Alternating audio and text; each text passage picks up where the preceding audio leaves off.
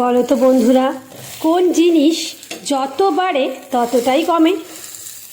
কেউ বলতে পারবে? খুব মাথা খাটিয়ে বুদ্ধি খাটিয়ে কিন্তু বলতে হবে।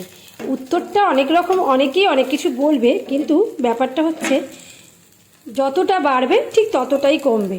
তবে হ্যাঁ, তোমরা কিন্তু এটাকে কোনো খারাপ সেন্সে নেবে না। এটা খুবই একটা ভালো উত্তর, যেটা তোমরা সকলেই বছরের পর বছর কিন্তু জেনে আসছো, কিন্তু তোমরা হয়তো এই মুহূর্তে একটু মাথা খাটিয়ে তোমাদের বার করতে হবে যে যতটা বাড়বে ঠিক ততটাই কমবে। সেটা কি?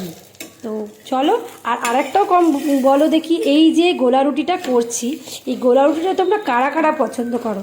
আমি তো ভীষণ পছন্দ করি।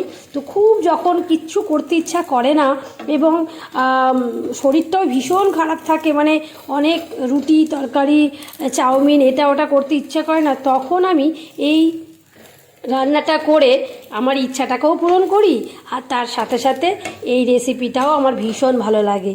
এই অনেকে এটা ময়দা দিয়ে করে, তবে ময়দা দিয়ে করার থেকে আটা দিয়ে করলে পেটের গণ্ডগোলটা একটু কম হবে।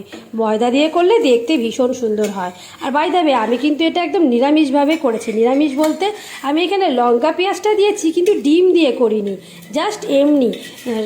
ঠিক আছে, তো ঝালও হয়েছে, পেঁয়াজও দিয়েছি, এতে দিয়েছি গোলমরিচের গুঁড়ো। তোমরা চাইলে এতে চিলি ফ্লেক্স দিতে পারো, তবে আমি চিলি ফ্লেক্সের জায়গায় আমি কিন্তু কাঁচা লঙ্কা দিয়েছি। তোমরা দেখতেও হয়তো পাচ্ছ, দেখো পেঁয়াজ রয়েছে, কাঁচা লঙ্কা রয়েছে, গোলমরিচের গুঁড়ো রয়েছে।